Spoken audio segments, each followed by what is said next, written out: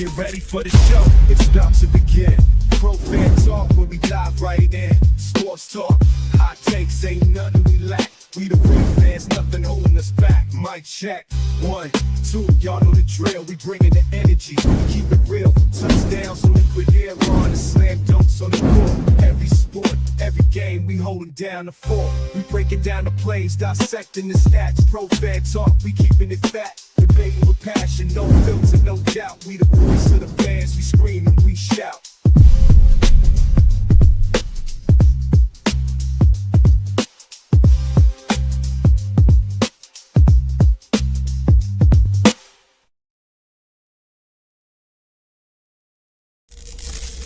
Get ready for the show, it's about to begin. Pro fan talk when we dive right in. Sports talk.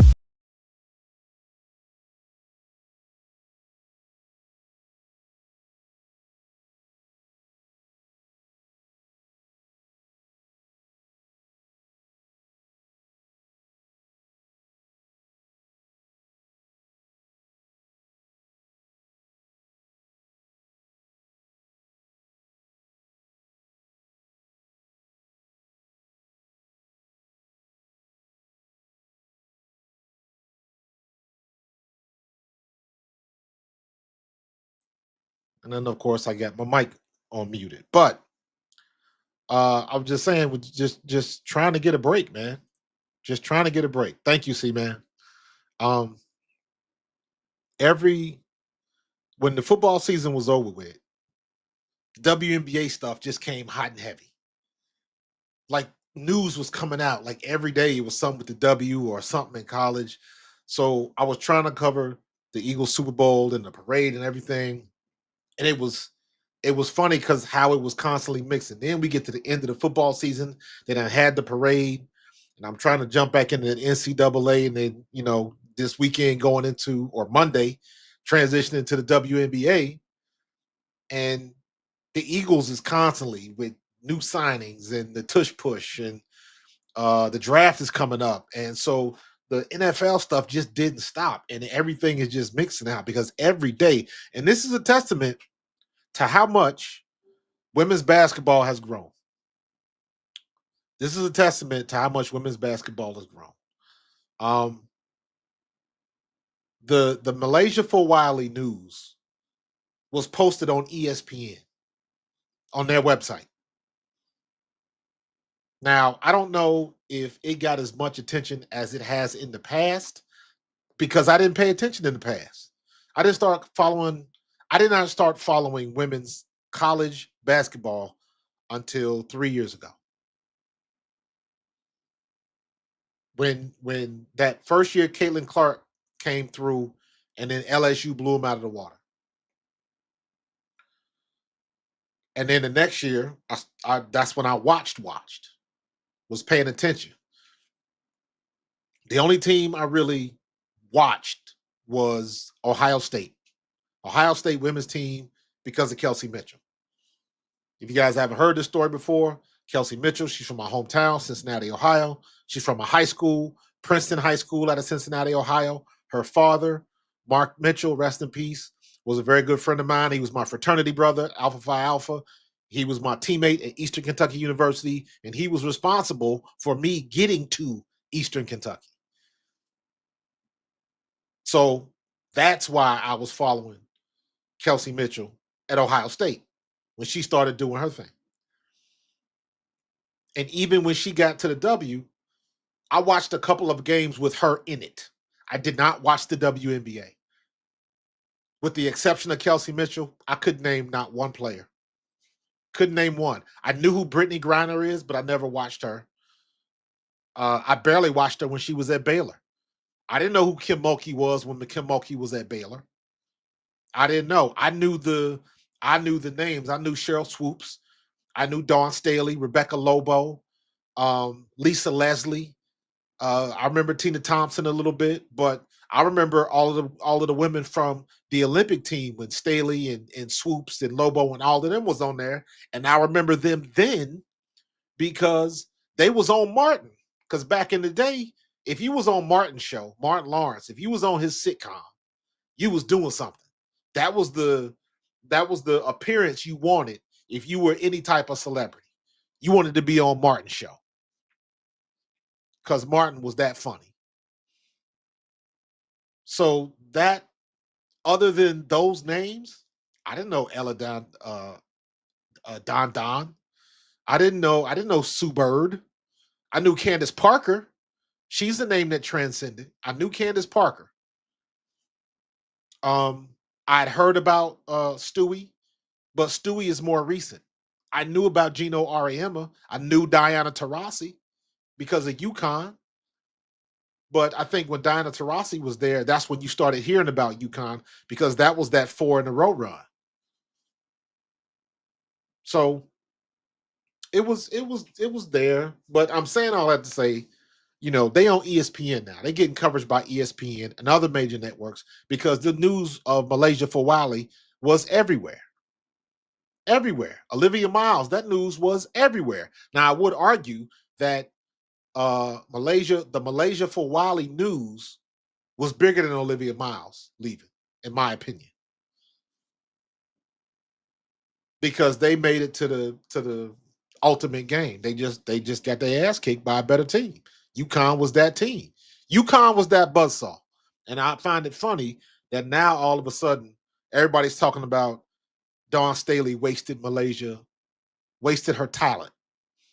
And I'm like, she wasn't wasting her talent when she went undefeated a year ago. And despite having a big and Ashlyn Watkins out for the year, she still made it to the national championship game. Do you know how well you have to coach your ass off to get that team with no bigs and one of your best players gone and still get to the national championship game? Dawn Staley still, to this day, does not get her flowers for going undefeated last season. She did not get enough attention because of that. She did not. I don't give a damn what anybody say. If that had been Gino Ariema, we would still be talking about it. Dawn Staley went unfucking defeated, and did nobody want to say shit. And then she goes back, missing all them players, injuries, Camila Cardoso gone, and you make it back to the title game. She got her chip. She got 3 rings. But all of a sudden, she don't know how to coach. All of a sudden, she don't know how to use a talent like MiLaysia Fulwiley. I ain't buying that. I ain't buying it. You got, and let me preface it before I go any further.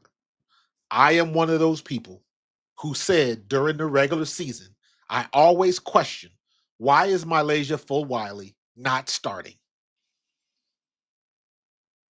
To me, the comp for MiLaysia Fulwiley as far as talent is Kennedy Carter.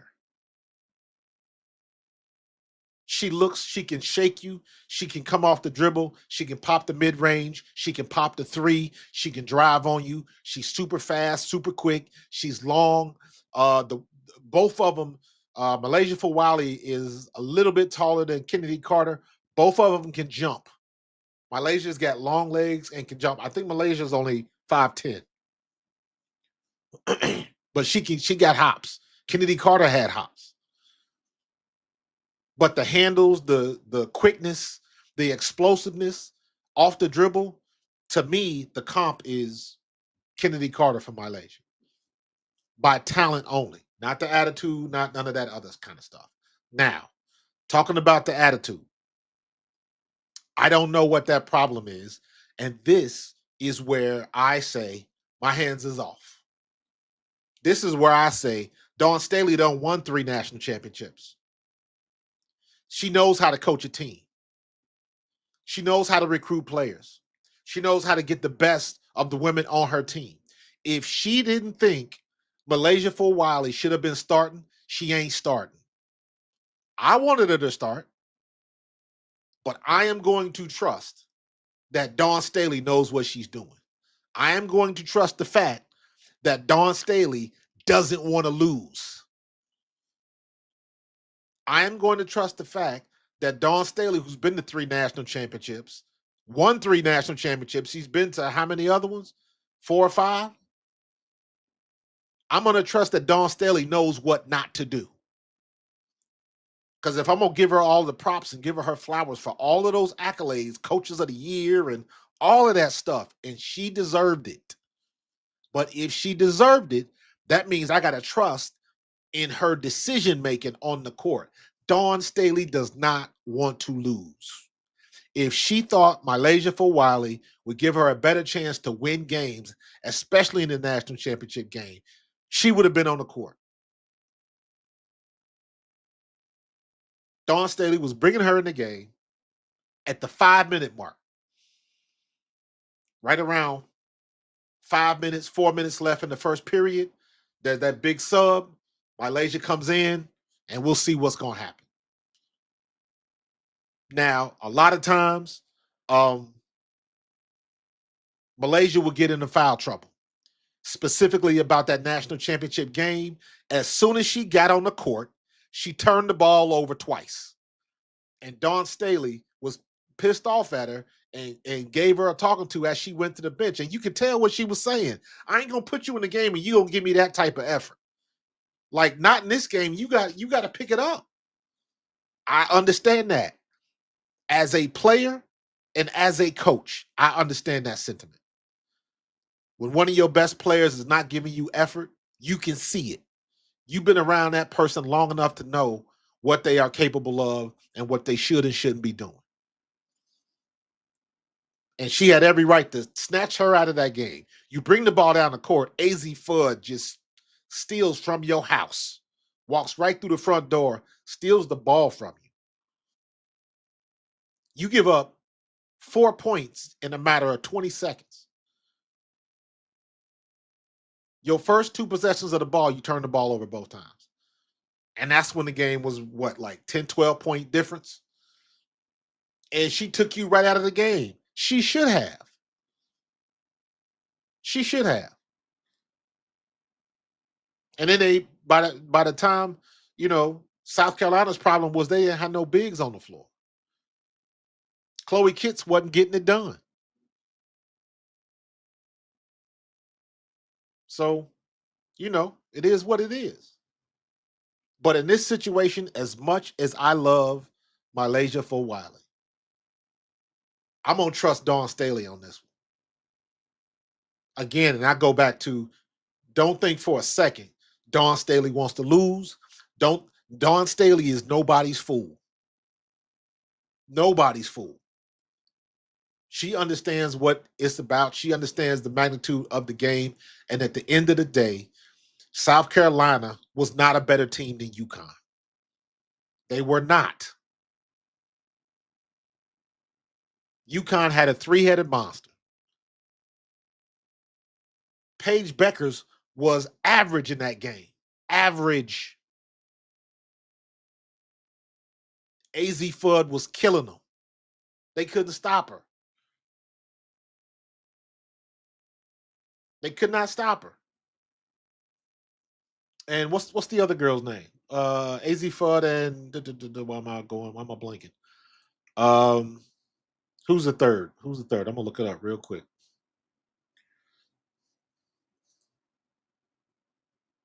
Who's the third? Who's the third on who's the third head of the dragon on you for UConn? Why am I blanking?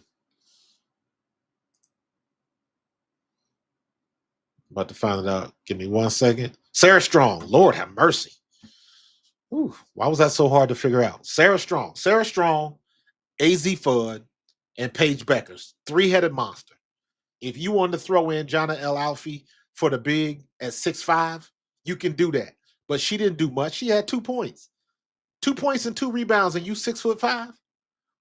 Paige Beckers was average. She had 17 points. She was 5 for 14 from the floor. She got her points late. She's 7 for 7 from the free throw line. They did what they needed to do with Paige Beckers. They did not have an answer for AZ Fudd, and they did not have an answer for Sarah Strong. Sarah Strong had 24 points and 15 damn rebounds. Sarah Strong had this stat line: 24 points, 15 rebounds, 5 assists, 2 blocks, 2 steals, and 3 blocks. She filled that stat line. South Carolina had no answer.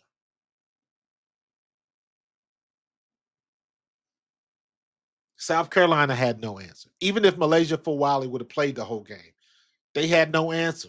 Who was going to answer for Sarah Strong? Who's answering for Sarah Strong? Chloe Kitts had 9 points in the national title game. Sanaya Fagan had 8 points in the national title game. Bree Hall had 2 points. Raven Johnson had 2 points. Tahina Pow 3 points in the national title game. Joyce Edwards had 10. Her and Tessa Johnson were the leading scorers with 10 points. MiLaysia Fulwiley had 9 points, 2 turnovers, 1 block, 2 steals, 4 assists, 2 rebounds. Pedestrian at best. They ran into the buzzsaw. Very much like, because I see this, we're going to talk about this too. Very much like we see, yes, Nashawn, appreciate you coming through from Facebook too. South Carolina needs a big. Losing Ashlyn Watkins they made it through without her the regular season, but you knew. Now, Ashlyn Watkins ain't necessarily a big. Now, Ashlyn Watkins is what, 6'2"? But Ashlyn Watkins can dunk. She got hops. So, what's she, 6'2" or 6'3"? Whatever it is, they missed her. She's 6'3". She's 6'3", that she got the hops that she can dunk on you. They missed that athleticism down low, getting them rebounds. They just missed it. They didn't have nobody to challenge down low.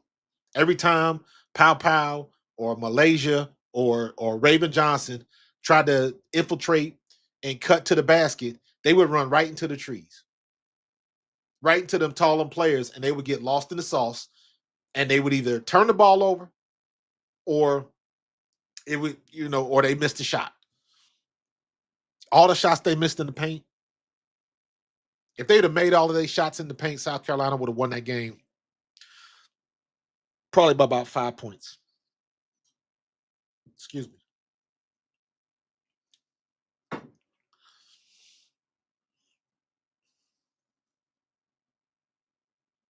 I see, man, I don't agree with that. I don't agree with that. Not at all.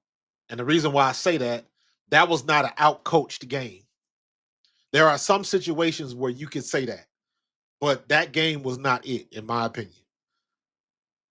That game was not it. That hold on. You see this?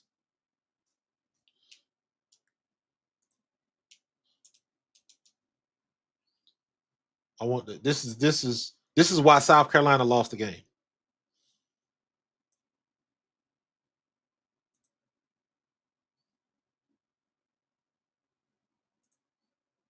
This is why South Carolina lost the game. You see all of this in here?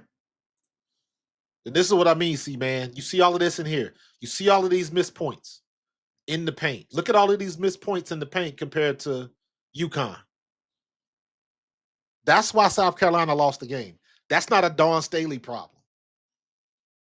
Because I could go down the line, I could go look through the year, and I can see all of those games where they made those shots in the paint. And they was blasting everybody. They only lost 4 games this year. 4. UConn only lost 3. South Carolina was 35-4, counting the national championship game. So most of the time, most of the year, they were making those shots. This is not an out-coached game. This was not a strategy X's and O's game. No. Dawn Staley don't set a pick. She don't shoot jumpers. She don't shoot free throws. And she don't make threes. Dawn Staley doesn't do any of that. The girls on the court could not make the shots in the paint when they had to make the shots.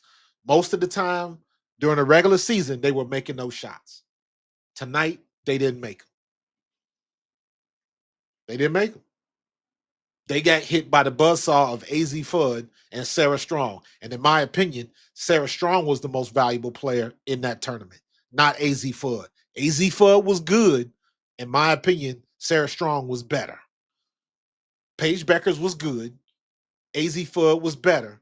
Sarah Strong was best.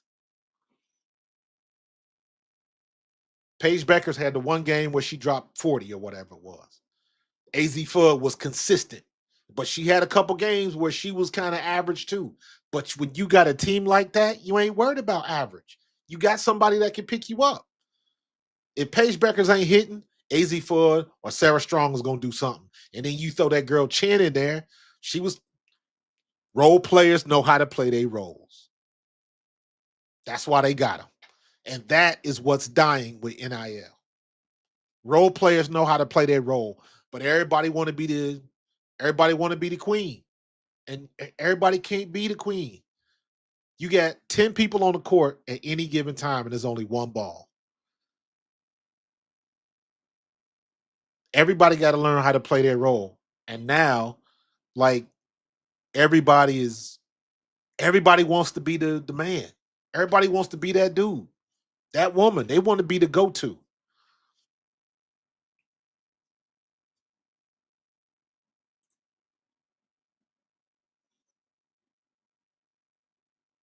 Some players are just play better when they play off of other players. Absolutely, man.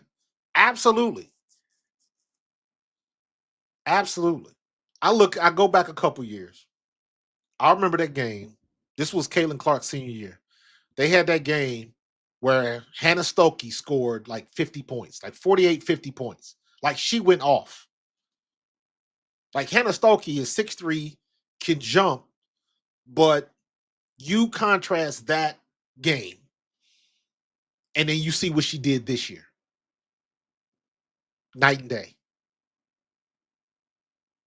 Night and day. And a lot of other players, all these players that's going to the portal, Olivia Miles, MiLaysia Fulwiley. I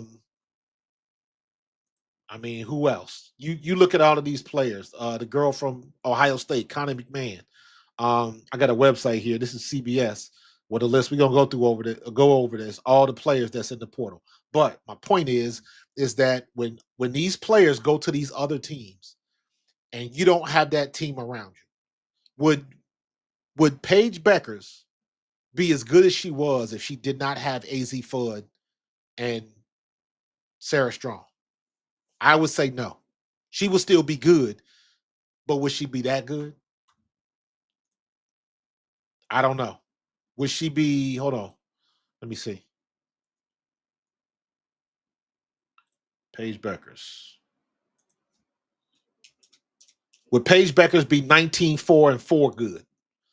19.9, almost 20 points a game, 4.4 rebounds, and 4.6 assists, shooting at 53.4% from the floor. Would she be that good if she didn't have AZ Fudd and Sarah Strong? I don't know. I don't know. But here's a good example. Look at what happened. And again, somebody I'm a fan of, and I'm looking forward to seeing her in the W. Look at what happened to Kiki Iriafen when Juju Watkins got hurt. Rhea Marshall took that team over, not Kiki. When Juju went down, Kiki had a game. I believe she scored 39 points in that game. After that, and everybody started keying in on Kiki, she was just average at best. When they lost to UCLA, they had no answer for Lauren Betts. And they couldn't, I think Kiki had 8 or 9 points that game. Very average. It comes a time when you want to be the go-to, when you want to be the man, and everybody starts coming to you, and then people start to game plan you. you'll figure out if you can rise above everybody else or not. Are you just a good player or are you a great player? That's what you try to find out. Iowa was in the tourney. They just got out early. They got bounced early. I think they won their first game, and then they got bounced. But they were in there. But and then I go back to, and again, I'm a Caitlin Clark fan. When you look at what Caitlin Clark did for Iowa, they ran into the buzzsaw that was LSU. LSU had a better team. Angel Reese, that year, that team was the better team. And Caitlin Clark still dropped 30 on them. But the team, they couldn't do it.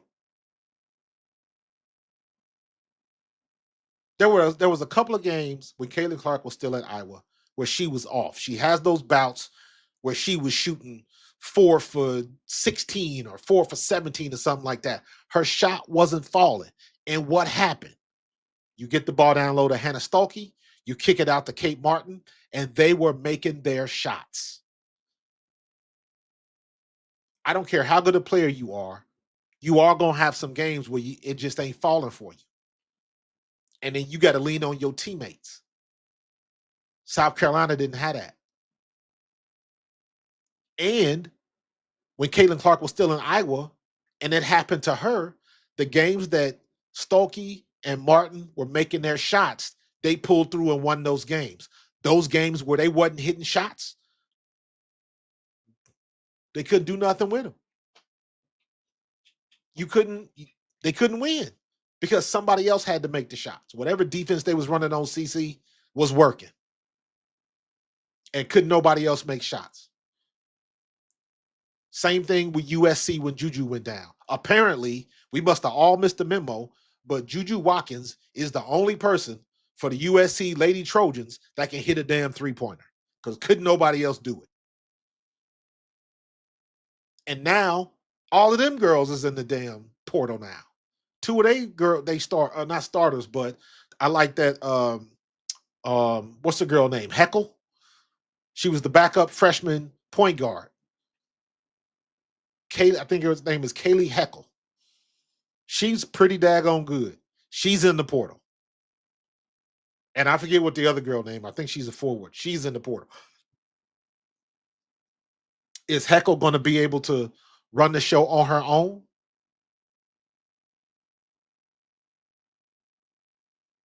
I don't know, man. Everybody's jumping ship now. Everybody's jumping ship, and it's like, what the question is, what are the coaches supposed to do? What are the coaches supposed to do? What is Niele Ivey supposed to do when the nucleus of your team just left? You got Hannah Hidalgo, Sonia Citron, and Olivia Miles. You had a three-headed monster, and now they gone. It used to be, now this is where I turn into the old dude. I'm the OG. Michonne, Camila Cardoso, look for her to have a year in Chicago this year. I'm saying that now. Watch Camila have a phenomenal year for Chicago this year. Because they're not going to use, and in my opinion, they're not going to use Angel Reese down low as much as they did last year. When you got a big 6'7" girl down there that they're going to let Camila, and if y'all watch Camila when she was over in China, Camila did work. She did work. So we'll see how that plays out. But I think Tyler Marsh is going to use Camila Cardoso a little bit differently than Teaspoon did last year. And it's going to pay dividends. Chicago going to have a pretty decent team. Are they going to make the playoffs? I would think they will because they should have made the playoffs last year. If Angel Reese doesn't get, or if Kennedy Carter doesn't get sick or do whatever the hell she did towards the end of the year, if she's on the court, Chicago makes the playoffs, period. So I don't know what the hell happened with her. I don't know what she did in the locker room. I don't know what it was. I don't know if it was a fight, not a fight, bad words. She cussed out the coach. I don't know what she did. All I know is towards the end of the year, Kennedy Carter wasn't on the court. If Kennedy Carter would have been on the court playing, Chicago would have made the playoffs.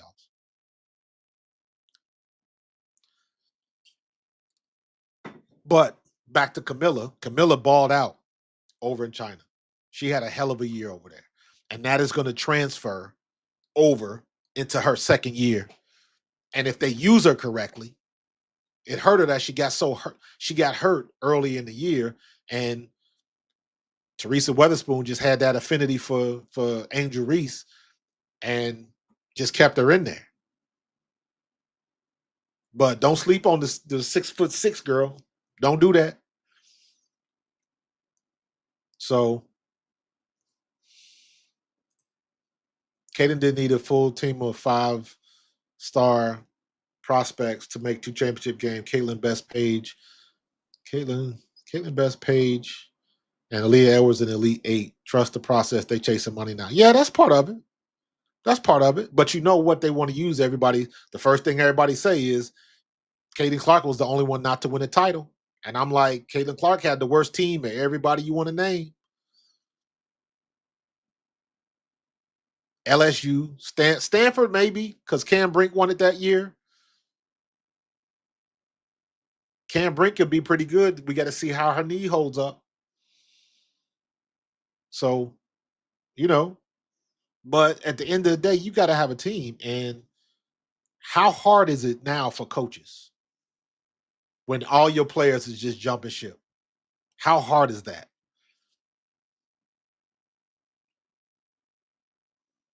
How hard is that when your team, your nucleus, can just jump ship? And I think a lot of times it's money. I think other times the bottom line is always going to be money. Because, I mean, think about it like this. Just imagine on your job, because let's be real, athletes now, more than any other time in history, your job is your sport and it pays well. I wish I could have got paid for all the jerseys I was selling at Eastern Kentucky. But just imagine if you on your job, whatever it is that you do, just imagine if you don't like how you being treated, if you don't like any part of the situation that you are in, and you had the option to say, I am going somewhere else, and I know they're going to pay me more money. I mean, technically you could do that, but it's not as easy. If you go somewhere else because you like the environment better. How many times do people go to other places for peace of mind, but they don't make the money? Or they go somewhere else because they're making more money, but it sucks to work there. There's always a trade-off. It's going to be the same thing with all these women in the transfer portal. I don't know what Olivia Miles is going to do at TCU. Maybe she'll have the same success that Haley Van Lith had. Maybe she won't. The grass might be greener on the other side, but it's still got to be mowed. Nothing is a guarantee. Nothing is a guarantee. How many times do you go on how many people can you name on your job right now? How many people can you name and where you say, if somebody was to ask you, do you like this person on your job? How many people on your job and you're like, I don't really like them. Why not? And you ain't got an answer for it. The answer is your personalities just don't vibe together for whatever reason. And I bring that up because that happens in every sport, in every locker room, at every level. High school, little league, high school, college, professional. There were people that didn't like me in little league. There was people that didn't like me in high school. There was people that didn't like me in college. There was people that didn't like me in the pros. There was people that didn't like me in the World League. There was people that didn't like me in the Canadian Football League. Everywhere I went, there was always somebody just didn't get along. No reason. Never. I don't really know them. They don't really know me. Never said anything bad about them. They never said anything bad about me. but the personalities just they don't mesh. Happens in every locker room at every level. What do you think is going to happen when they get down to TCU? When Malaysia goes wherever she goes, it is not given that they are just going to mesh with everybody on their new team. That is not a given. You don't deal with people, you deal with personality. And you already know some people got some trash ass personalities. Let's keep it a buck. Let's keep it a buck. Some people got some trash personalities.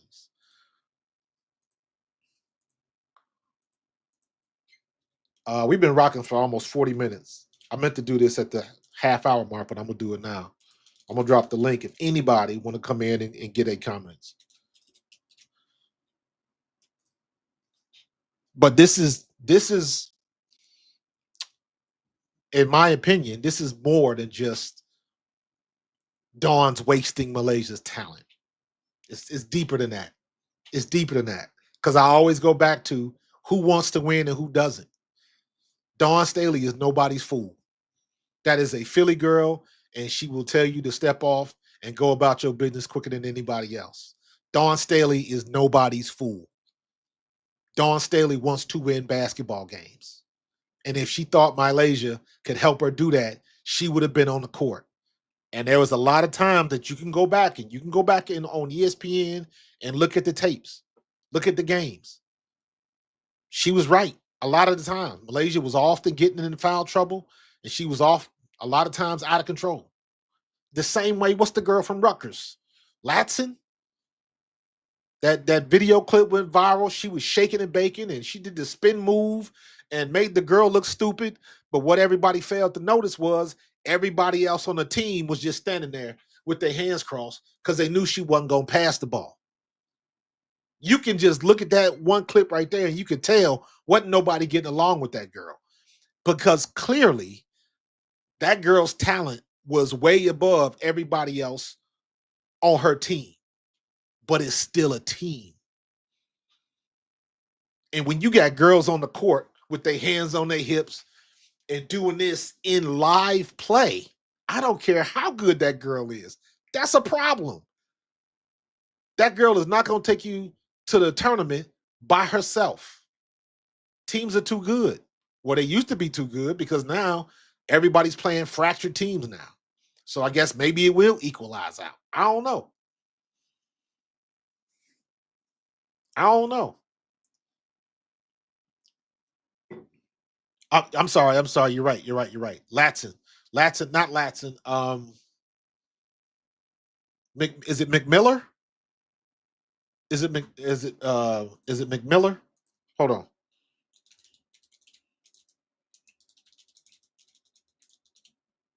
I think it's Naomi McMiller. I think it is. Standing players. Kiyomi McMiller. That's her name. Kiyomi McMiller. Latson from Florida State, and she's at South Carolina now. Correct. Thank you, C-Man. I'm not above getting fact checked with my facts, so appreciate that. You can call me on the carpet when I'm wrong. I'm good. I'm a big boy. I can handle it.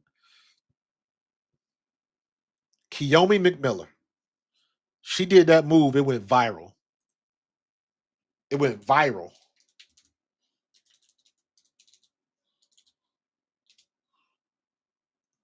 I want to see if I can find that one move. This is it. Watch. Here we go.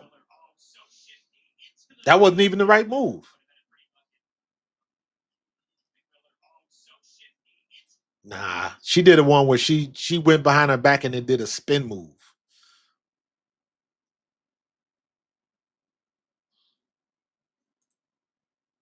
It says, I know I'm gonna find it. Let me turn the sound off. That's it right there. That's the move right there. Here we go. She got them type of handles. That. And she doing that all day at Rutgers. And she got your teammates just, oh, here we go again. Here she come. Yeah, I know I ain't gonna get the ball. But so here's the question. She's in the transfer portal because just like Fulwiley, the coach of Rutgers set her down. sat her down because obviously she wasn't playing, she wasn't running the plays. She was freestyling. And here's the issue. Here's where you have the fine line now. Here's where it gets tricky. The coach does what a coach is supposed to do. Sits her down. Like, listen, you're gonna run the thing like we trying to run it so we can be a team. She goes on social media and says, I don't like it. It wasn't my decision to sit me down. Sorry to my fans. She a freshman in college, yo. Sorry to my fans. And so you go through all of that. So obviously she got attitude. Then the coach got attitude. So what do? The coach did what she was supposed to do. You're going to sit it down. You're going to learn how to play ball and this, that, and the other. And rightfully so. But if you sit the girl down and you start winning, now the coach's job is on the line. So now the coach gets penalized for doing the right thing because clearly she's the best player on the team, or at least one of, as a freshman. And then you was working to get wins when she was on the court. What you think gonna happen if she ain't playing? So now you do the right thing as a coach, but because you did the right thing, your job is on the line. That's an ugly situation to be in. What's her turnover ratio? I don't know. That's a great question. I know she probably did have a lot of turnovers, especially when you dribbling like that. Let's find out. Kiyomi. Couldn't be too many people named Kiyomi. Kiyomi McMillan, Rucker Knights. 18 points a game, 4.7 rebounds a game, 3 assists. Woof. She wasn't no joke. Let's see all the stats. Hold on. She averaged 3.4 turnovers a game. That's not that bad. That's not that bad. I mean, Caitlin Clark broke records with the amount of turnovers she had, but it's going to be like that when you handle the ball like that. So, but 3.4 ain't bad. She averaged 30 minutes her freshman season. She started 19 games, averaged 30 minutes, 18.7 points a game, 4.7 rebounds, 3 assists, 0.7 steals, 0.5 blocks, 3.4 turnovers. She shot 41.5% from the field. She shot 33.3% from 3. 82% from the free throw line. Usually got around 2 fouls a game. So she was pretty good for a freshman.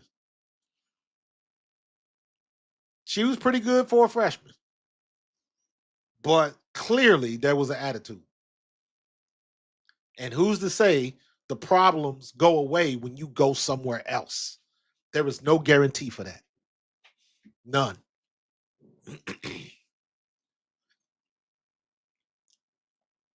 Let me hold on. So y'all can see the stats and stuff.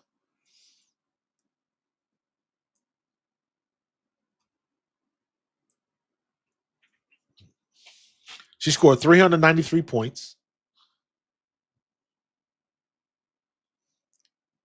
She had 86 rebounds, 86 defensive. She had 98 rebounds, 12 offensive, and 86. So she had 98 rebounds on the year, 63 assists, 15 steals, 10 blocks, and she turned the ball over 72 times. She turned the ball over 72 times.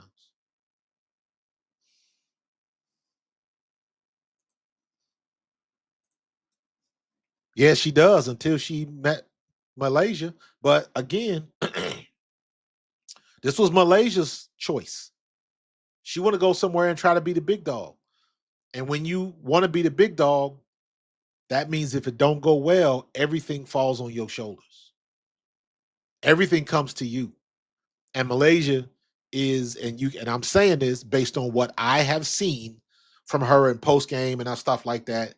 And I always find it funny when you reach them people that say they want to make you understand by their attitude, by how they react and how they handle themselves after games. They always want to let you know how much they hate losing. MiLaysia said it. I hate losing more than I love winning. think she said something to that effect. And people like that always want to make you like, let me show you how much I hate losing. Ooh. You see me crying? You see me slamming my locker? You see me kick the trash can over? I really, really hate losing. Doggone it. They go extra to let you know how much they hate losing. Well, if you hate losing so much, figure out what it takes to win. Period. These girls are not stupid. They just don't want to follow instruction if it ain't going their way. It's almost like they want to take their ball and go home. And now with NIL, they really kind of had an opportunity to do that. Look at the girl. She helped Kim Mulkey win a title. Kateri Poole. Next thing you know, she transferred. She ain't getting along with nobody, and she gone. I have not heard nothing else about that girl. And I was trying to keep up. Like, okay, where's she going? Is she going back to Maryland? Is she like who's she playing for? Like, what's going on with her? Because she was good. She was what, the number one college high school basketball player when she came out of high school or something like that? She was in the top 10. What happened to her? What happened to Kateri Poole? Won a title. She got the chip, just like Malaysia. She got a chip, and then she went somewhere else, and I don't know what happened to her.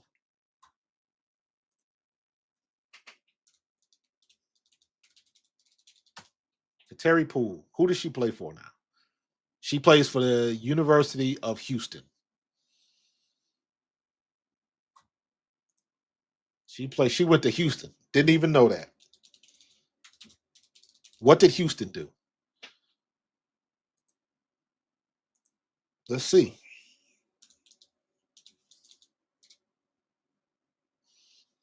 Kateri Poole, Houston. Wow. Wow, wow, wow. She's a senior. So she wasted her last year of eligibility. 2 points, 1.8 rebounds, 1.5 assists. How many games did she play? She played 4 games. Did she leave the team?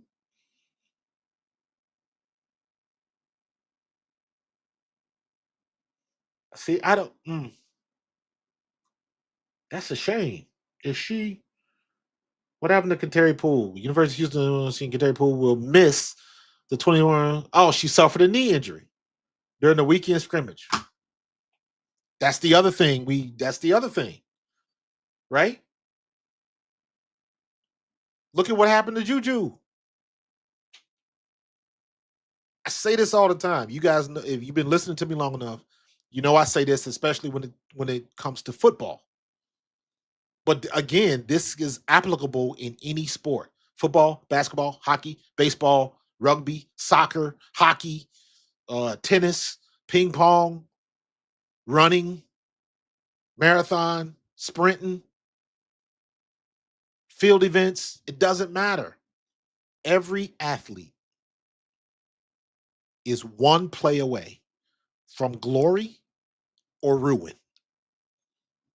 One play away. Juju Watkins, that one play, possibly may have ruined a ridiculous career because everybody's waiting to see what Juju's going to do. Now everything is on pause, and things can get hairy when you get a knee injury. And I know all of the technology and everything that we have available to us now that wasn't available when I played, but even with that, nothing is guaranteed. Her knee will never be the same. And it's up to her physically and mentally to be able to get over that hurdle that she's going to have to go through because rehab is going to be a bitch. Kateri Poole, one of the best players in the country, won a national championship, doesn't get along or doesn't like what Kim Mulkey is doing, whatever the situation is, she leaves the team. And she goes from LSU national title to Houston. And then she tears her knee in her senior year. Does she have another year of eligibility? I don't know. I don't know.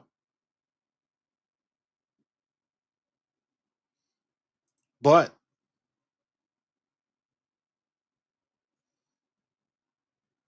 I don't. You.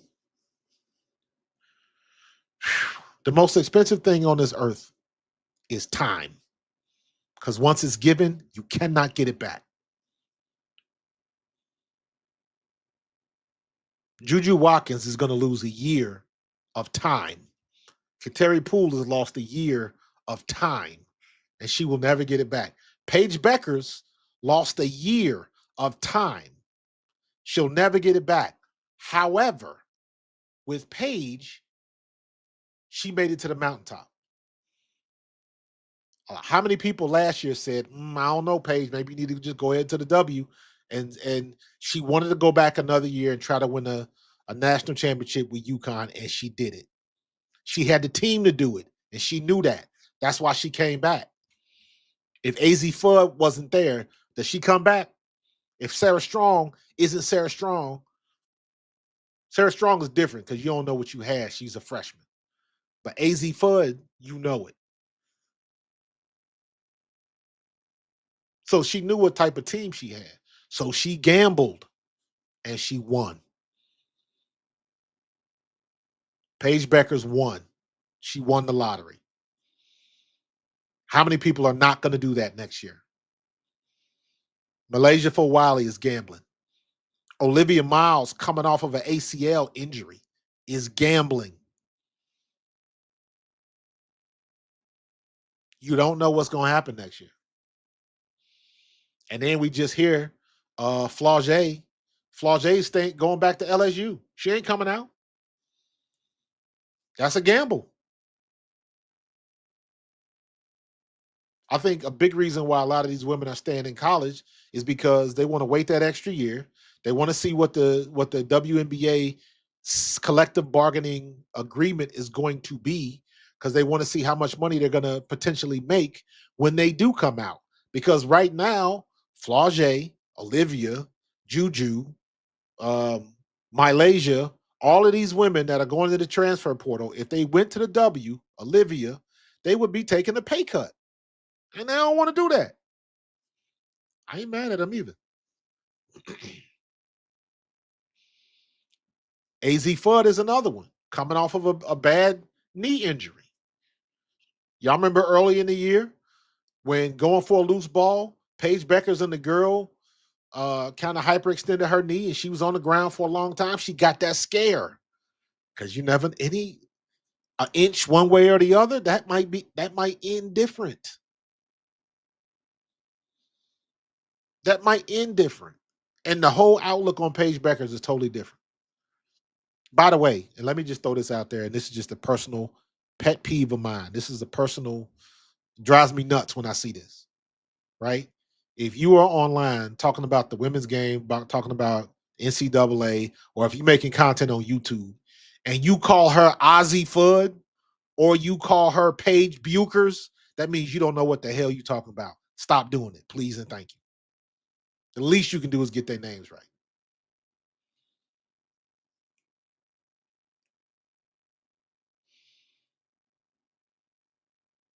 Yeah, see, man, but listen to this though. Paige has to produce in 30 days right out of college, like CC. Gonna be tough. 60 some. Yeah, it's a gamble. Yeah. Listen, the game ain't fair, but you got to do it. The one thing Paige got in her corner is that she got to when she goes to the W, when she goes down to Dallas, she's gonna be in this almost the same situation like Caitlin Clark was when she came out. Caitlin Clark goes to Indiana. Who's in Indiana? The former top scorer in NCAA women's history, Kelsey Mitchell. Paige Beckers is going down to Dallas with a woman named Arike Agumbawale, who's a baller. I don't think they got enough shots for both of them. Something's got to give. And just like when CC and Kelsey Mitchell, it took them a while to figure it out. It took them the whole first half. Now there was a lot. There was layers to that. Christy Sides was doing Christy Sides things. Christy Sides was not a bad coach, but she got out coached a couple times, and it showed.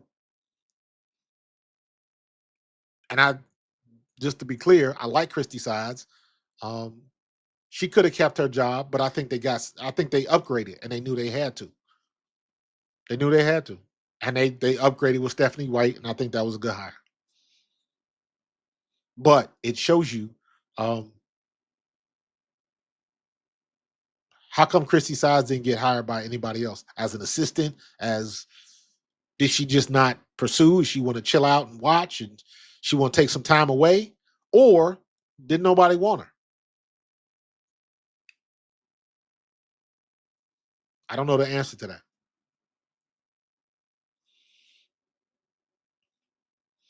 Kev, I agree with you 100%. AZ Fudd is taking the biggest risk. Her stock is sky high after the Final Four performance, after her stock being low for 2 years with injury. She's the top 3 pick right now, maybe 10 this time next year. Not necessarily so. Not necessarily so. It depends on how she plays and what happens. But I agree with you. I think this was the year for her to come out. But again, I'm gonna guess that UConn pays quite well.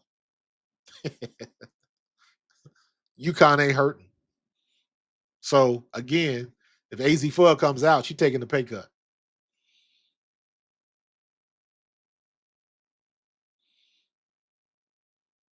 So I'm expecting Caitlin to be a lot better than she was last year for the simple fact that she didn't play unrivaled. She didn't play overseas. She rested. She's on her own time schedule, her own training regime, and she's doing it exactly how she wants to do it. And last year, she went to the national championship game, lost, and then went to the WNBA draft 2 weeks later. So immediately she didn't get any rest until the Olympic break. That's why she was so good after the Olympic break. The girl finally got a chance to sit down and get some rest. She made the best decision that she could have made by not going to Unrivaled. Unrivaled was banking on her playing because the Unrivaled numbers would have been through the friggin' roof. It'd have been through the roof. Everybody would have got paid. They were trying to get Caitlin Clark in that league so bad. They was offering her a hell of a lot of money, all of that type of stuff, because they know what it means. And people still want to hate on her and don't like her and all of that type of stuff. Listen, your opinion is your opinion. All I know is the facts are when that girl plays ball, people watch. Period. I don't want to hear nothing else. I will agree with anybody that Asia Wilson, and if you want to argue, Fee Collier are the best players in the WNBA right now. My vote will still go with Asia Wilson. Without question, she is the best player in the league. However, does not mean you are the most popular player. Those are two separate entities. And I will argue with anybody. Asia Wilson is not the face of the league anymore. It's Caitlin Clark. Does not mean that Asia Wilson is not the best player in the league. Doesn't mean that. When Jordan came in the league, he was not the best player in the league. He was the most exciting kid to come out of college. And everybody wanted to see him dunk. They wanted to see him rock the cradle and stick his tongue out. That had nothing to do with the Chicago Bulls getting drugged for the first 6 years he was in the NBA. But everybody still watched. That's the same thing with Caitlin Clark. Except she managed to help Indiana claw their way into the playoffs. It's the same thing, kind of just regurgitated. Now it's the women's turn, and they better play their cards right so they can keep this thing going for another decade or so without have to owing people money. See, man, who would you think, put it in the chat. Who anybody in the chat, who is your favorite player? Who do you think? No, not your favorite player. Not your favorite player. Who do you think is the best player in the WNBA right now? Right now. Who is the best player? In my opinion, it's Asia Wilson And I would give strong consideration, and I would hear the argument for Fee Collier.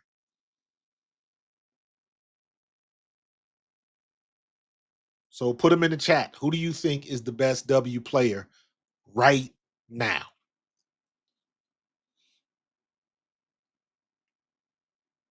I'm going Asia.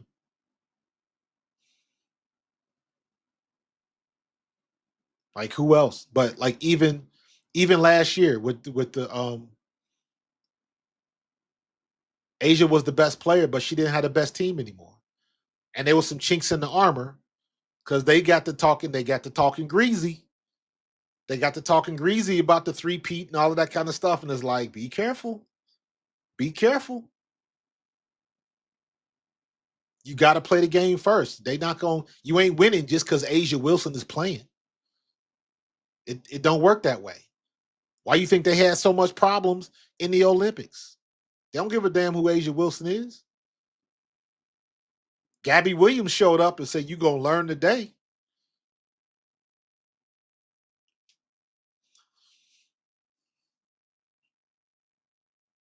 Nah.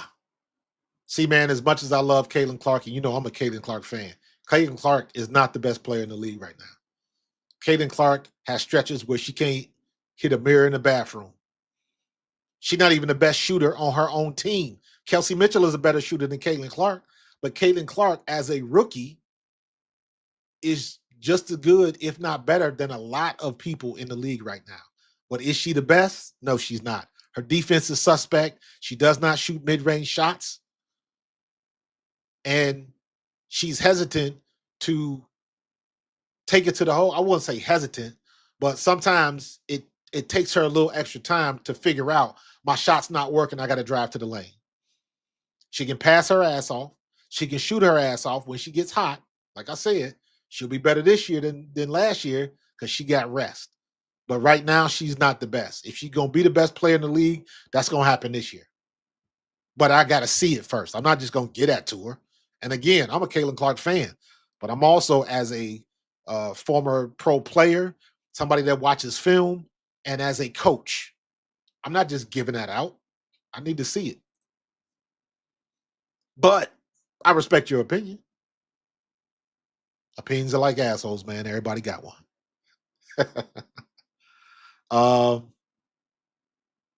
Sabrina Ionescu. Ms. Sean, I will disagree with that too. But let me say this. Sabrina Ionescu is one of my top 5 favorite players. But Sabrina Ionescu was hot garbage in the finals last year. She was terrible. She hit that one shot to go into overtime, and they ended up winning that game, and they should have lost it. Breanna Stewart was suspect at best. And again, Sabrina Ionescu couldn't hit a mirror in a bathroom. Her finals last year was horrible. If it wasn't for Jonquel Jones, Minnesota would have took that title. Minnesota should took that title. Minnesota had plenty of opportunities to win that game, and they couldn't do it. They could not do it. So shout out to New York because they won that title. They took it. Minnesota could not. They couldn't figure out what to do. Sabrina had opportunities to close the game out in game, 3 or 4, and couldn't do it. She had a horrible finals. Kevin, that's fair. That's fair. Soon as she cleans up her turnover ratio, but my thing with Caitlin, because I know the turnovers are going to come, because a lot of those turnovers were people not catching her passes.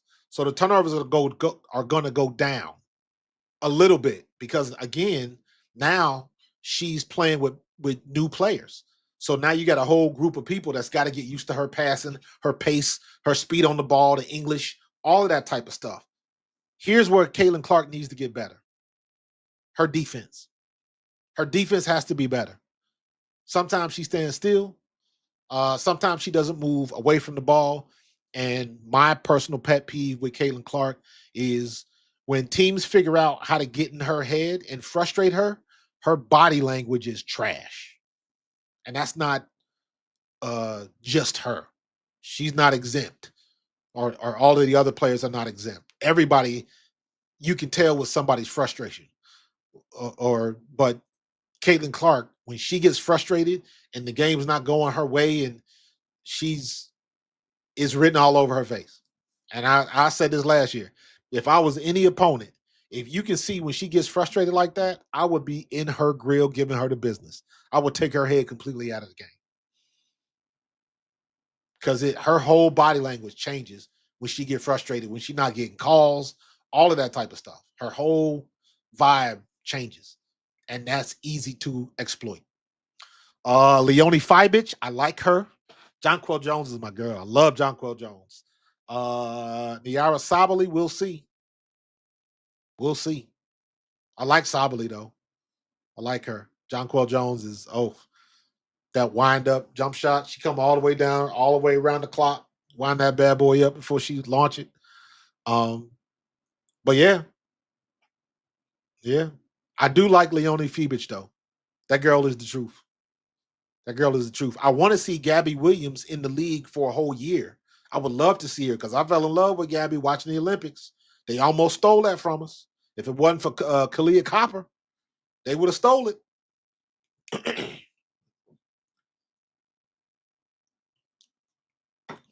Michael Jordan had 291 turnovers his rookie season. Yep. And you know what? They reamed him out when he did it. They reamed his ass out for the same thing. So she's not exempt. And again, I always got to reiterate, I'm a Caitlin Clark fan. I love Caitlin Clark. But she got some things that she got to work on. But the thing with Caitlin Clark is I know she's gonna work on. Sabally like the W top 5 if she can stay on the floor. Yeah. And that's a big if. That's a big if. Women's knees are built different. That is a true fact. They built different. So you tend to see knee injuries a lot more. But we'll see. She the unicorn. But I'm interested to see what Paige Beckers is going to do, what Paige and Arike are going to do, because Arike going to have to come off some of them shots. Arike loves to shoot the ball.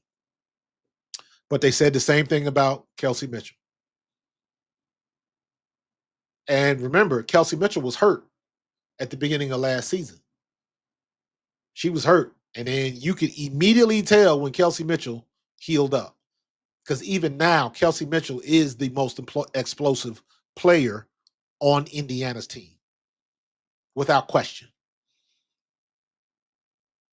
Without question.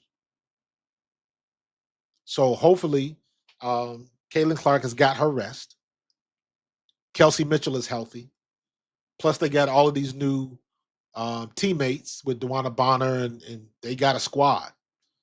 But it's right now it's paper tigers.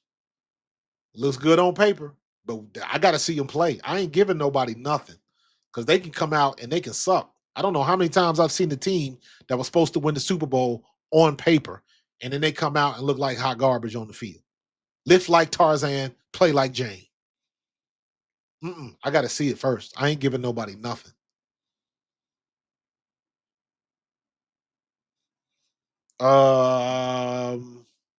Good question. Dallas Wings.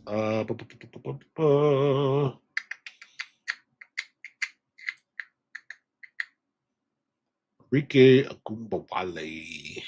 Who is their coach? Oh, that's right. Alyssa Smith.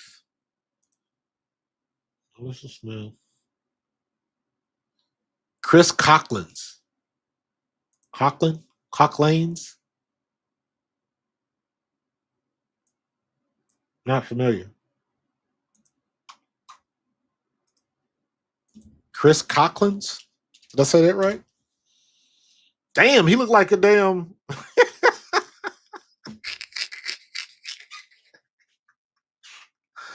He looked like somebody like coming off the runway or something with that hair. he I'm gonna guess that he's European. I'm just gonna guess. Chris Coughlins. Is it Coughlins? I'm gonna figure out. So second season. It's okay. See, he was an assistant at USC. He joined the staff in 23. 8 years of experience in the WNBA. So, okay, so he's been involved with the W before. Let's get to his Wikipedia so we can find out all of this stuff.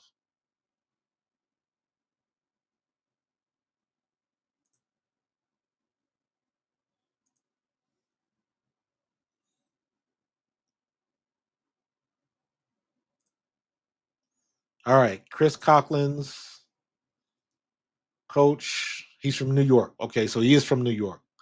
Played at Old Dominion. He was 2019 to 22. He was Connecticut Sun defensive coordinator. So he was with Connecticut Sun. So that means he was with Stephanie White. Then he went to the Los Angeles Sparks. Then he was with USC. That's right. I remember hearing that story when they lost, when USC lost last season. And he told the coach that he took the job coaching the Wings. Okay.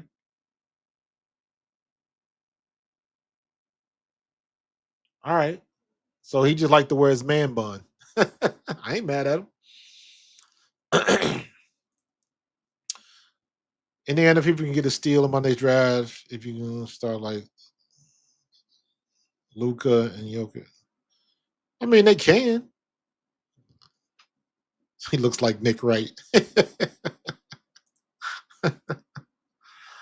Pro, you wrong, kid. They hired a pro surfer. That's funny. That's funny.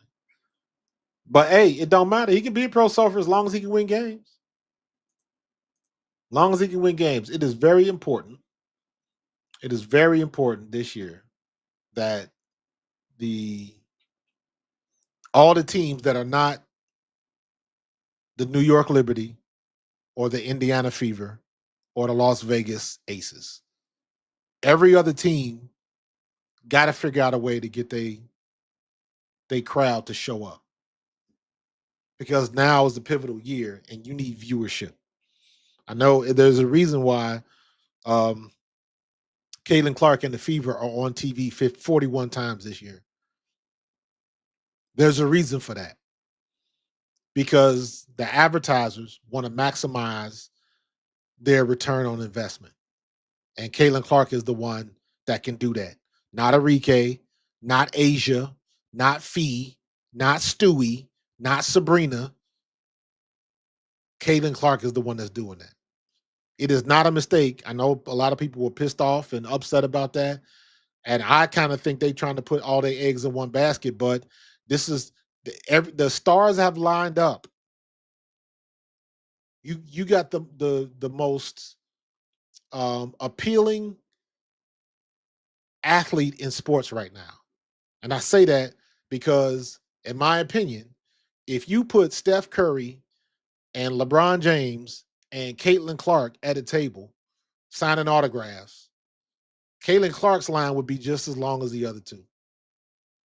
At this point in time, I believe her line for autographs would be just as long as LeBron, just as long as KD, just as long as Steph.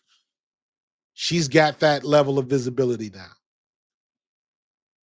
And they're going to maximize these advertisers and these the media rights is where the money is. TV is where the money is. It's not the people that show up to the games. That's good for the teams. But the media rights, the TV money is how you gonna make that money back. How you gonna make that money back? And let's switch back. Let's put it in reverse real quick and go back to the NCAA women's. The NCAA women's viewership should be double what it is this year. It should go back to the Caitlin Clark levels, because everybody should be wanting to see what TCU is going to do. Everybody wants to see where Malaysia is going to end up. They're going to be watching that team. At least I think they are, because it could end up a situation like Kateri Poole. That's a fair That's fair. You don't know what's going to happen. But I know I'm going to be watching, and it's going to be interesting to see, even with Haley Van Lith transferring to TCU, and, she took the team the furthest they've ever been in history. How many times is Olivia Miles going to be on TV next year in TCU? How many times? Is the NCAA going to be able to take advantage of this? They missed out on Caitlin Clark because didn't nobody know it was happening until it happened. And then that second year with Caitlin Clark, then Iowa was on TV a lot. Are they going to have the same type of success? C-Man, don't get it twisted. I am in those NFL meetings. I take part in the competition meeting with Troy Vincent. When I say take part, Troy talks and we listen. It'll be a Zoom call, and it might be 55 to 100 former players in that meeting. And all Troy does is he talks about rules of the game, the safety of the game, things like that. So I will say that don't get it twisted. Flag football is coming. There will be a professional NFL level flag football league inside of 10 years. Guaranteed. Because they are pumping girls playing football. And if the girls are playing football, it is going to succeed because girls spend money, women spend money. And now, what was that? How many years ago was that now? 8 years ago? Remember when they had the Super Bowl commercial where they had the fumble in the convention hall, and the one little girl got the ball and she was shaking everybody. She was the only girl in the commercial. There was a reason for that. She's a flag football girl. They had another girl that played flag football bring the coin out a couple years ago or something like that. So they are slowly but surely inserting flag football, and there will be a professional flag football league for men and women. I guarantee you, it's coming. It'll be inside of 10 years. Guarantee you. There's already scholarship level flag football teams in colleges. It's already there. So it's only a matter of time. And it's going to make a ton of money. That's why the NFL is backing it. It's going to make a ton of money because don't nobody spend more money than men and women on their little girls. More than the boys. More than the boys. The girls want to do ballet and all that kind of stuff. Man, that shit is expensive. Lacrosse, field hockey. That shit is expensive. I got a buddy of mine up here. He owns a training facility, and he's one of the biggest trainers for field hockey. Constantly. And that shit is expensive. $200 sticks and all of that. Man, listen. But guess what? It'd be a ton of girls coming to his camps. Shout out to my boy Trey Tolliver. Girls spend money, and there is going to be a women's flag football league, guaranteed. And it ain't gonna take 28 years like the W. It ain't gonna take that long because the NFL knows how to spend their money, and the NFL knows how to do it right.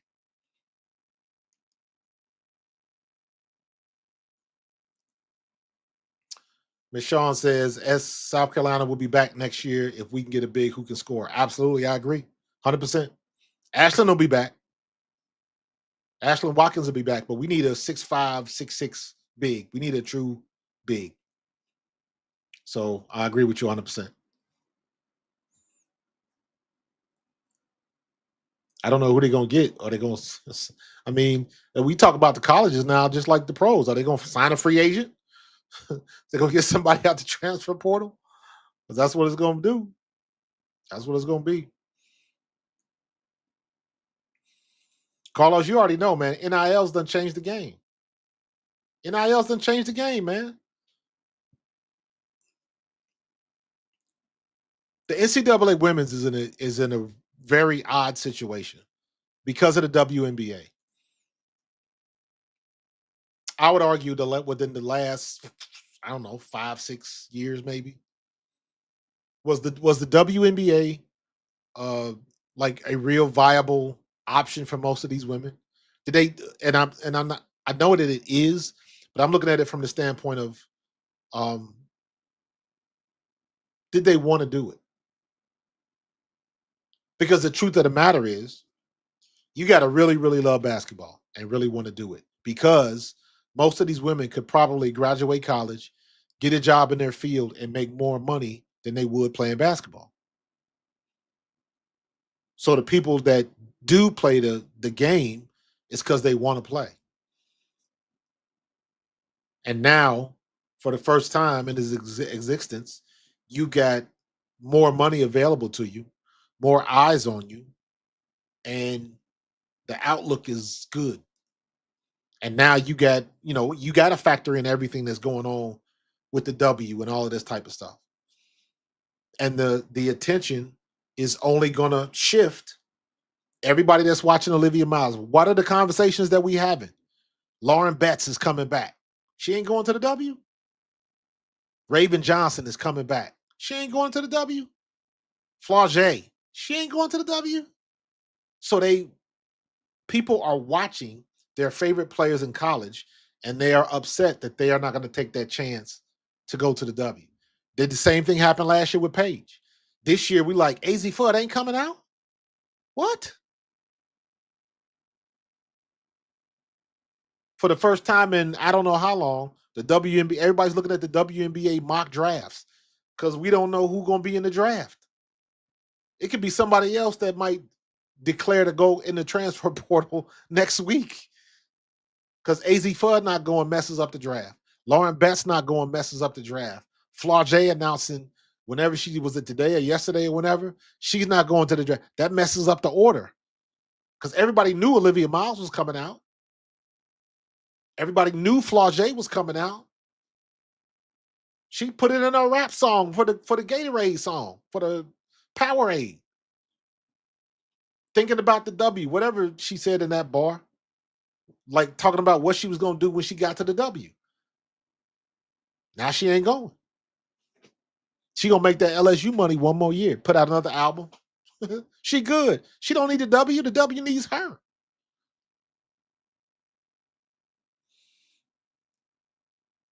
Yeah, UCLA going to have the Twin Towers to deal with. And also, listen, I'm telling you right now, my two favorite players I'm watching next year in the NCAA women's game is that girl from Michigan, Silas Swords, and that girl from Duke, Toby Fournier. Them two girls is bad. And then you look at Madison Booker down at Texas. She was a freshman. Sarah Strong was a freshman. So you got a good crop of freshmen that are going to be sophomore next year that are going to be running the show in the NCAA tournament. And I'm going to be watching. I'm going to be watching Texas. I'm going to be watching UConn. I'm going to be watching Michigan. And I'm going to be watching Duke and South Carolina. It's right there for you. It's right there for you. So, Michonne, we got a long way to go. South Carolina's got a long way to go.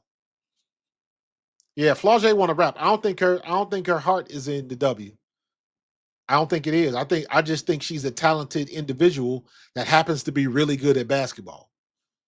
But I mean, her father and everything, she's a legacy into the rap scene. So I think that's where her energy is going to end up going. Maybe she'll put together a song for. Maybe she'll be the artistic creator for the WNBA.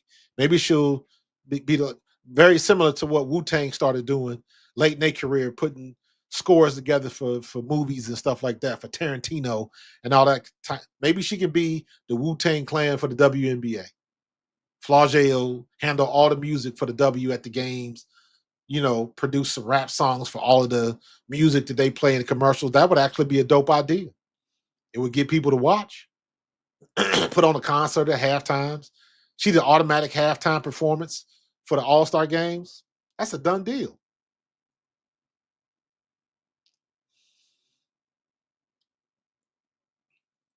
You know what, Kev? I would 2 years ago, I would say something like Moki is she reloading, that gun, and she getting ready to go again. But nowadays, I don't know. I don't know because she got 3 of the top 20 freshmen. But in 2 years, are they still going to be on the team? That's the question you got to ask. So it to me, it doesn't matter if somebody gets the top recruit in the country. It doesn't matter. Are they going to be here in 2 years? That's the question you need to ask yourself. That's the question that these programs are trying to figure out what to do next.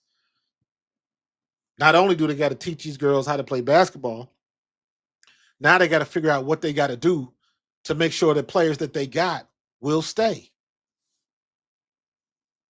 Or it's going to be the same as the men's side is dealing with, where the top number one seeds in all 4 regions made it to the no Cinderella stories, no upsets, nothing like that. And that's when people get bored. That's when people get bored. What do you think? Look at the Tom Brady Patriots. Most people, I'm old school. My rookie year in the NFL was 1993. Most people don't remember before Tom Brady got to the Patriots how bad the Patriots were. They were not good at all. So then Tom Brady shows up and everything changes. Now everybody hates the Patriots. People hate the Patriots like they hate the damn Cowboys. The reason why people hated the Cowboys was because it was a time they just kept winning shit. And they was that good. Kansas City was the same way. When did everybody start hating on Kansas City? When they started winning. Now you start nitpicking. It'd have been the same. It's the same thing when UConn won them 4 titles in a row. People was hating on UConn. They was sick of seeing Gino Auriemma. They was sick of seeing Diana Taurasi. You get sick of somebody winning. And the only people that appreciate it are the people in that town or associated with that school. People hate winners just like they hate losers.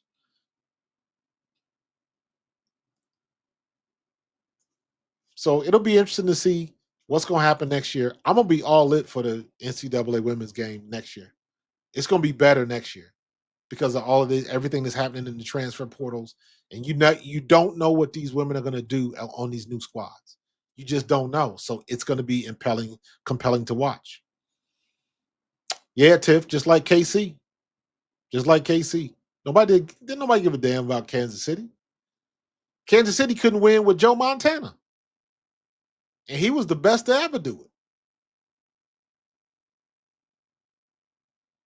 The only reason I say Joe Montana is better than Tom Brady, and people will argue, and they have valid arguments, but Joe Montana didn't play with the rules that Tom Brady can play with. If Tom Brady would have played in the era of Joe Montana, Tom Brady would have got his head blowed off. He'd have been decapitated by now. So just that era, my era of football where you used to hit all of that type of stuff, it makes a difference. And Tom Brady, not his fault, but he didn't play in that era.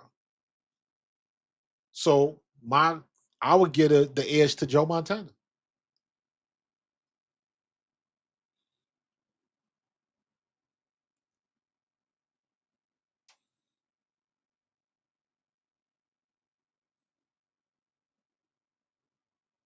Yeah, they couldn't get playoff wins. Aaron, you missed it when a couple weeks ago. Go back and check my archives on YouTube and check out my conversation with Irvin Fryer. And Irvin talks about Irvin went to the Super Bowl.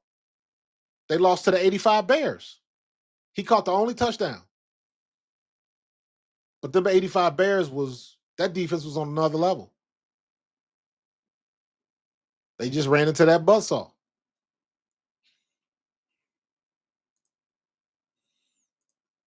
Yeah. Dude, SD, that's what happens. Didn't nobody give a damn about Kansas City? And Kansas City has some good teams. Kansas City had Priest Holmes, Joe Montana. Um, was it Okoye? Christian Did Christian Okoye play for the Chiefs? I mean, they had what's his name? They used to call him the human highlight film, the human joystick. What's his name? He was a kick returner. Can't remember his name. CTE messing with me. Ice Cube. Pay attention to my boy Ice Cube. Can unrivaled 3x3 match Ice Cube numbers fixing to show this is a business. What is 3-on-3 turning? I mean, it's not going to be. Ice Cube been doing it for a little bit longer. So, Ayala McDowell committed to where?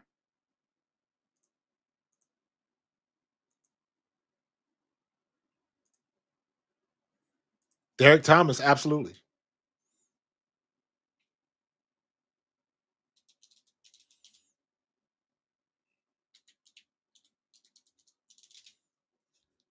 Ayla McDowell.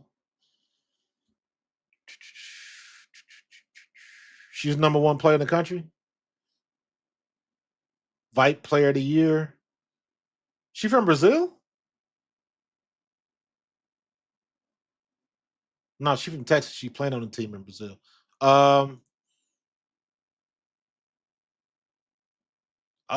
She committed to South Carolina. Oh, a 6'2".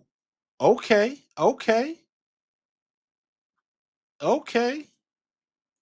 I see what you did there. Michonne. Okay.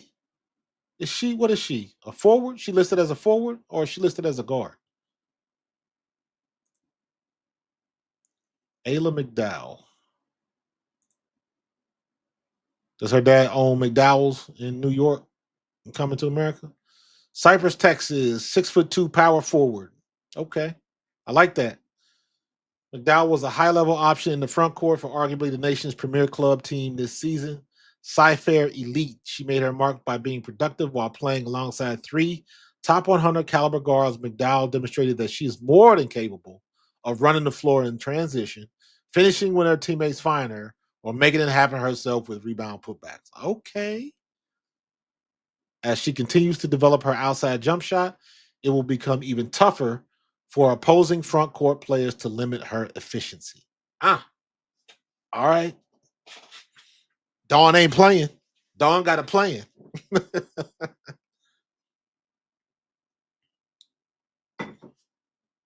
Dawn got a plan.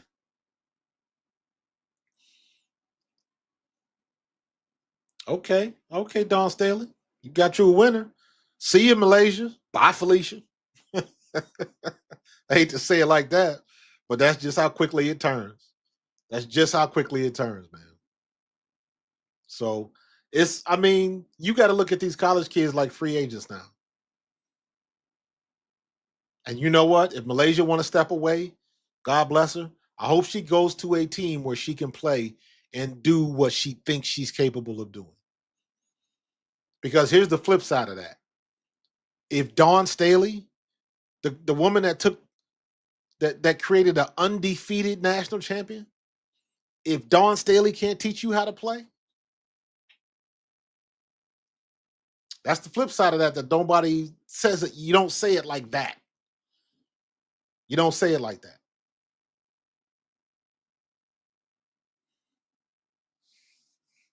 So, I don't know. See, man, like it. Listen, it's too much. It's too many moving parts now to be able to say that Kim Mulkey's going to go to the title game next year. Gino Auriemma is going back again. Dawn Staley's going to get back again. It's too much.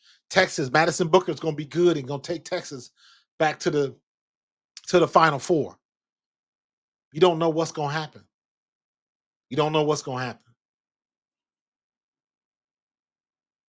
Priest Holmes, yep, it went to the Ravens.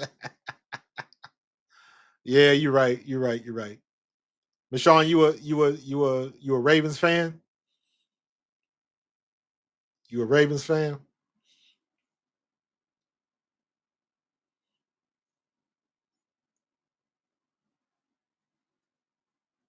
This is I tell you what, man, and I've been saying it. It's going to be the NCAA women's season next year is going to be exciting.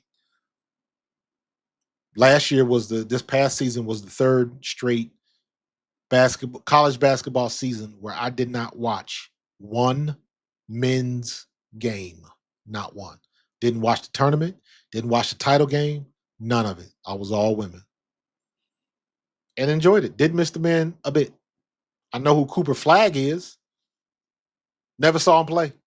Saw a couple dunks and highlights. That's about as far as I go. So, Mashawn, here's a fun fact for you. Here's a fun fact for you. There is a young fella. He's a rookie out of Kentucky. Played 4 years at North Carolina State. He's a quarterback for the Ravens. His name is Devin Leary. Devin was one of the kids that I coached here in South Jersey. So he's one of my guys. I coached with his dad for like almost 10 years. Real good kid. Hoping he'll get an opportunity to do some stuff in the league. So yeah, shout out to all the Ravens fans. When you meet other like former players, like we got ties to every team. There's no team that we actually hate. Because I'm an Eagle, I don't like the Cowboys. Eagles hate the Cowboys. But it was some guys from my high school that played for the Cowboys. Some of my friends, I'm friends with Brian Baldinger on NFL Network. Played a couple years with the Cowboys. I'm friends with G Cobb, former Eagle, played a couple years with the Cowboys.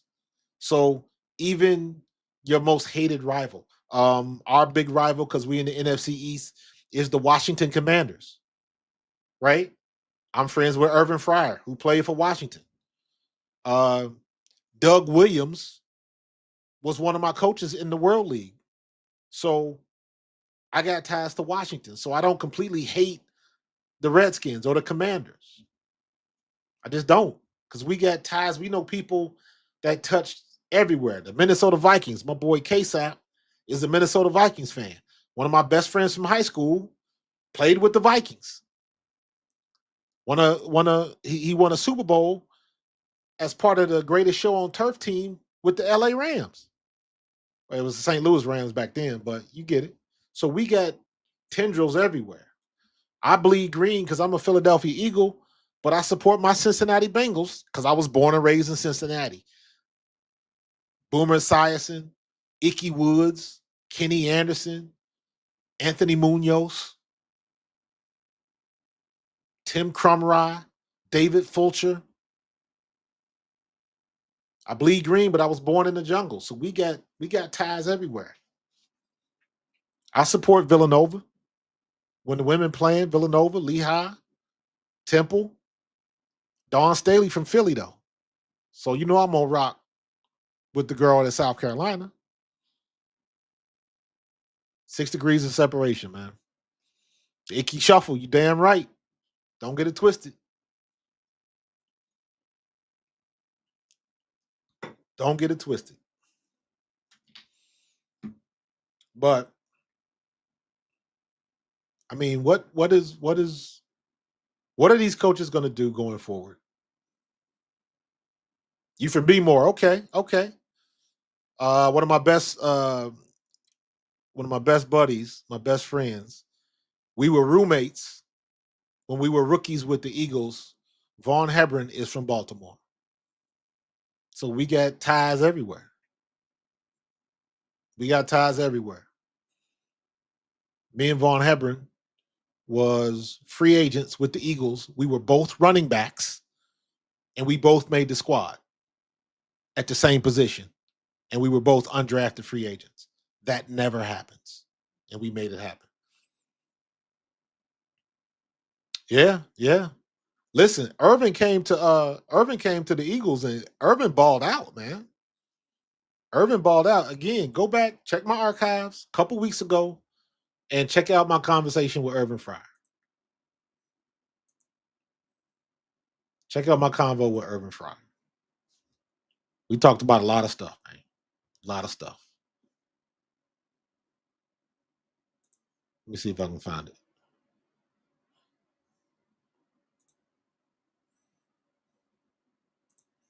But yeah, I don't know what's gonna happen next year. It's gonna be fun to watch though. It's gonna be fun to watch. Check this out. Streamed 4 weeks ago. It was called Urban Fryer from number one pick to untold NFL stories. We had a good conversation. We had a good conversation. You got to check that out. Irv's a good dude. Irv's a good dude. I've been knowing Irv when Irvin came back because Irvin is from South Jersey. He's from this area, and when the Eagles signed him, he joined our church. At the time he joined our church, his sons were in high school. I was the head of youth ministry at my church at the time. So me and him worked together, and that's how me and him got tight. But yeah, check this out. Great conversation, man. Irv's a good dude.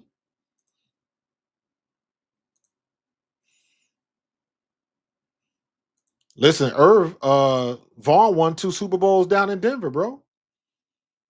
Don't forget. Vaughn went down to Denver. He tore his knee, and then Denver signed him. And then he did end up doing special teams with Denver and won 2 Super Bowls with John Elway and Terrell Davis. So he got 2 rings. Right place at the right time, man. Coaching matters. Coaching matters. So, but we've been rocking for about an hour, 45 minutes. I'm gonna get off this because it's Friday. My wife should be done with work right now. I'm gonna get me some ice cream and chill out and figure out what I'm gonna do over this weekend. Davis was a beast, man. Listen, I'm a Philly guy. You got my rocking my Eagles alumni shirt, but I said early in the year Saquon was not trying to beat the record for old boy's rushing record. The record that you wanted was to be the only other 2,000-yard rusher to win a Super Bowl, and that was Terrell Davis, a 2,000-yard rusher, and he won the Super Bowl. I think the other one was Jamal Edwards when he was with. I think that was the year. Was no, I think he rushed for 1,800 that year with Baltimore with the Ravens. Yeah, Rancocas Valley, absolutely. Yep, yep.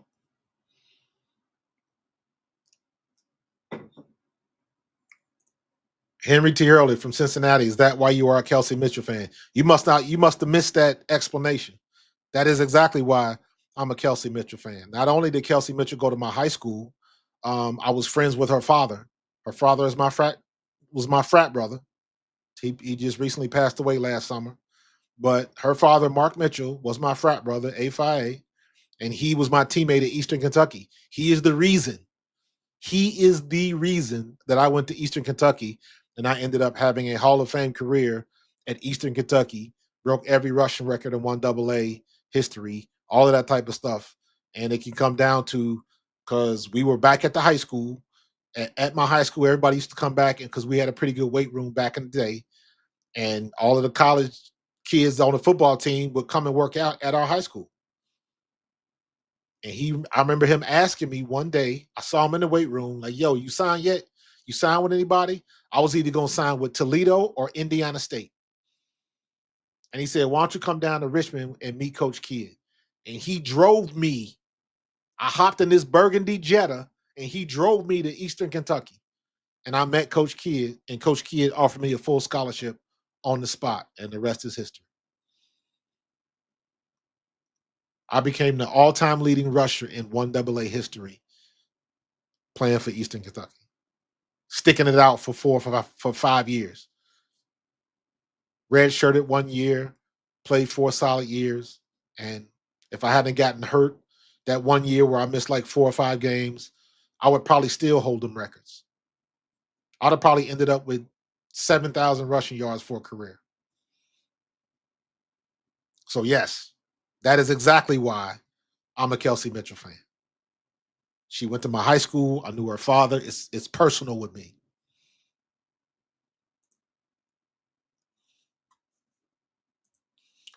NFL draft.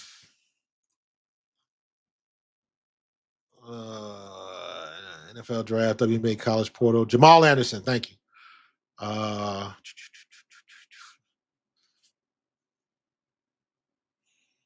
Yeah, yeah, man. Yep. But that was last year was when he passed away though. He passed away last summer. So, but who beat my record? I don't know. I think the dude that first beat my record, I think it was a kid, a running back from Maine. I do not remember his name. Let me see. 1AA all time leading rushers.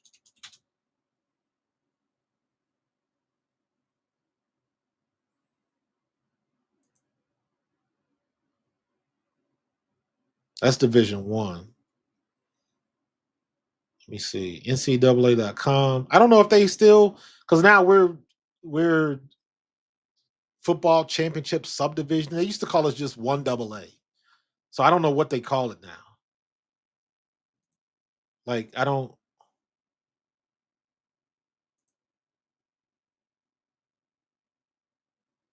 Yeah. See, I don't even know where to find it. All time leading rusher college. Yeah. See, I don't. King section one. I don't know, man.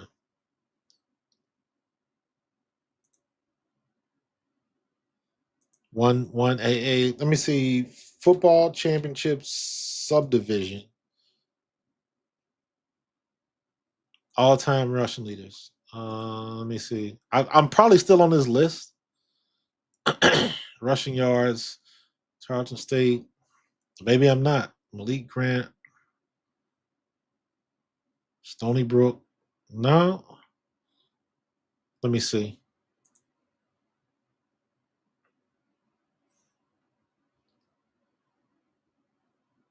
I have no idea. I don't even know if I'm in the right spot. Punt. Receiving rush yards per carry. Rushing yards. Rushing yards. Tarleton State. Nah. I don't know. Weber State, Montana State. I don't know.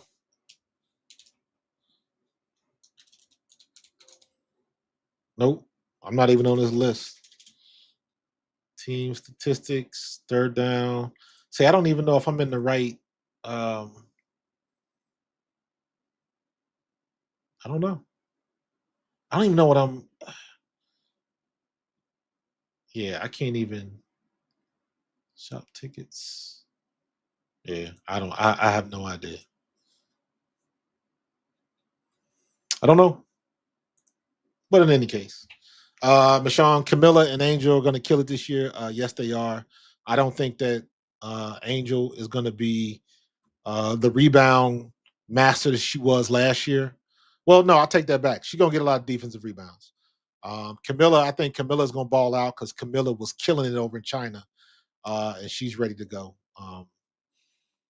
So yeah, I'm interested to see it. I'm waiting for the draft on Monday. That's gonna be fun. I'll be live streaming the draft, so that should be fun. So come back, hang out with me when we go over the draft, and then the NFL draft is coming, so I'm gonna be there with that. So yeah, we got some good stuff coming. I'm working on my graphics. New season, so you all know graphics is my jam. That's what I do for a living. So I gotta, I got my football stadium in the background back there. So now I gotta flip it. So now I gotta be inside of a basketball arena. So I'm working on that. So got some things coming. Gotta keep the graphics on point. Um, got some new software, messing around with some stuff. So I'm on some dope stuff, man. I'm on some dope stuff. I think Coach Marsh is gonna do a good job. I think he'll be fine. So we'll see. We shall see. But I'm gonna get up out of here, man. This has been we almost rocked 2 hours, man. I appreciate that. I appreciate that. So make sure you hit the like and subscribe. Do me a favor. I am trying to let me know. I'm trying to figure out what is the best social media platform to cultivate this community. I'm on Twitter, I'm on Instagram, I'm on Facebook, and I'm on what's the name? Discord. So let me know either in the chat or you can hit me up on Twitter. What's the easiest way? What do you think is the easiest way to cultivate the community? I'm trying to build this community. I still got a goal that I want to hit 10,000 subscribers before my birthday in July. I don't know if I'm going to hit it, but that's the goal. So I'm going to keep on moving in that direction. But I'm trying to step the game up, and I'm trying to do. Um, I want to have more conversations. I don't like talking about myself all the time. So um, I don't get into a lot of the conversations on X. I used to do the X. They got the thing where you can basically have like a live radio show. I don't do that as much at all anymore. Most of my energy is on um, YouTube and TikTok. That's when I've been getting the best response. But engaging in the conversation, I still use Facebook a lot. I get in a lot of these Facebook groups, but the Facebook groups aren't like the return on investment is not great. Like if I'm in a group with 300,000 people in it and I can barely talk to 2 people a week, like the return on investment is not there. I need people that are active. So that's what I'm trying to find and cultivate. I'm trying to get people. That's why I dropped the link. So people want to come on and talk. You have the opportunity to do that. So we're going to do more on that. But I'm about to get up out of here. I'm going to go get me some ice cream or something. And we'll do this again tomorrow. Maybe. I don't know if any breaking news. Patreon. I did. I opened up a Twitch account a long time ago, but I've never used it. So I don't know.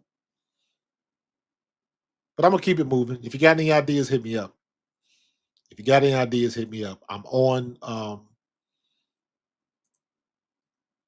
Let me see. Where's my? Yeah, there we go. You can find me. Got to give me one of them Snickers. You already know, bro. Got a box full of them. Got my name on it. But I'm gonna get up out of here, man. I appreciate y'all. Y'all be safe out there. You have a great weekend. God loves you. I love you. And I'm gonna see you on the next one. Holla at you later and go birds. Peace out.